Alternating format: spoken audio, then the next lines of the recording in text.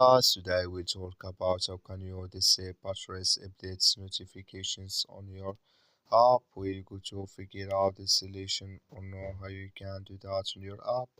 So you just follow this ways, then it's going to work with you.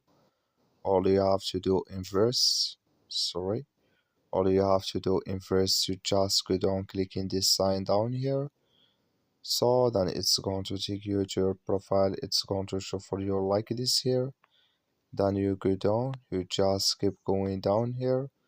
So then you come here to parties updates, you just click on it here. You come to next step here, you come to show notifications. Click in this sign or this color, like you see color it's gone. That's mean show notifications disable with us now.